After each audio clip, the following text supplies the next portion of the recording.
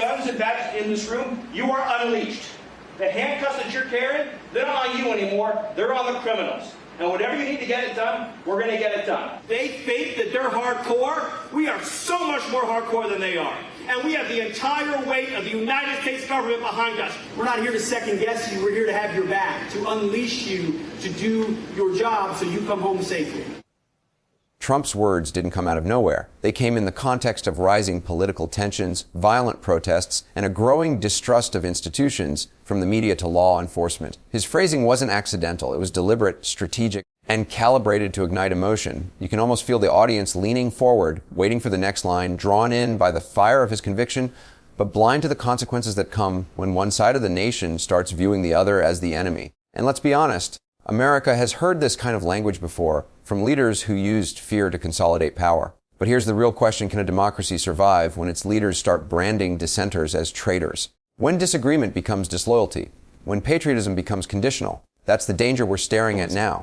Joining us now, MSNBC political analyst and host of the Bulwark podcast, Tim Miller, and retired D.C. police officer Michael Fanone. He's now a spokesman and advisory board member of Home of the Brave, an organization pushing back against Trump's attacks on democracy, and author of Hold the Line, The Insurrection and One Cop's Battle for America's Soul. And Fanone isn't just worried about the present.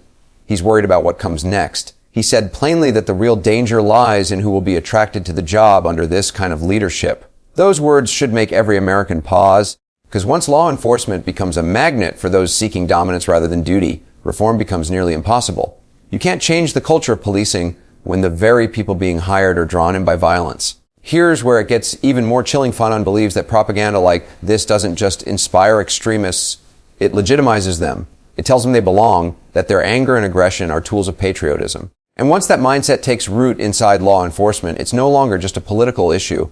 It's a threat to public safety and democracy itself. Yeah, I think Stephen Miller is an unhinged nerd.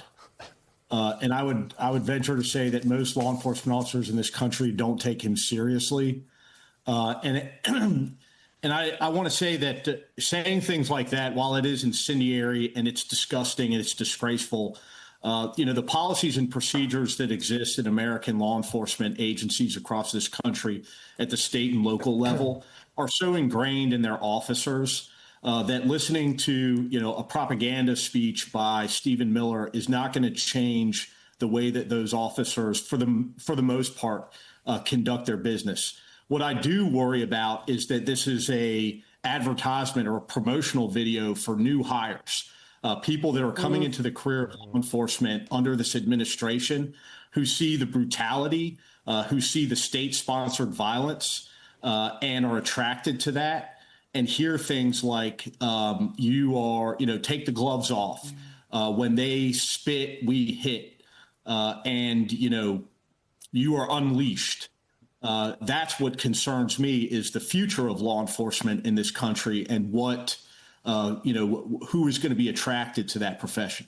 Tim, I think that Officer Fanone makes such a incisive point there, right? That this is really about recruiting new folks who want to join the fight. Because if this were simply about normalizing the use of military forces in American cities, then one could argue they should be playing it cool. Right? They should be going in. They should let the action speak for itself. It is almost as though they cannot contain themselves and allow the action to simply speak for itself. They have to narrate what is happening. Now let that sink in. When an analyst compares the funding of ICE to that of the State Department, even to the scale of foreign militaries, you have to ask what exactly is being built here. Is it a stronger defense against real threats, or the creation of an internal army trained to view certain Americans as adversaries? That's not just oversight, that's orchestration. Miller's concern isn't simply about money, it's about motive. Because when a political movement has both the resources and the rhetoric, it can start shaping institutions from the inside out. This isn't paranoia, it's a warning.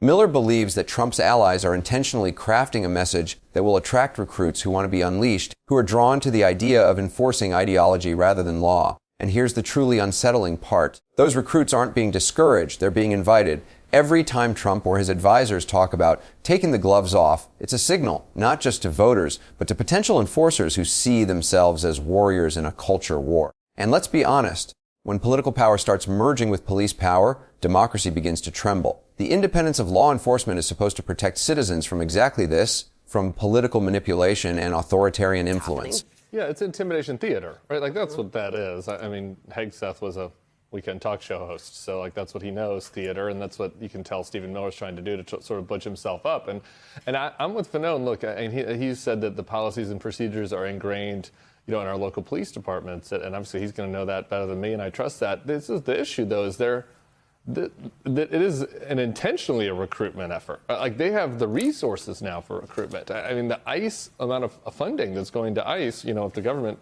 ever starts working again, is going to be greater than the State Department. It's like greater than the Israel military, the amount of money is going to ICE. So they got to recruit and bring in a bunch of new people. And the new people they're bringing in, they're trying to draw the types of people that want to be unleashed, that want to go after the enemy within. And I think that's the ominous part about this. And if you look at Trump's, the one thing I just want to add to the quote you played from Trump is he doesn't just say that we have an enemy within. He says that the enemy within is more dangerous than the foreign enemy. And you don't know who they are because they're not wearing uniforms. It could be anybody.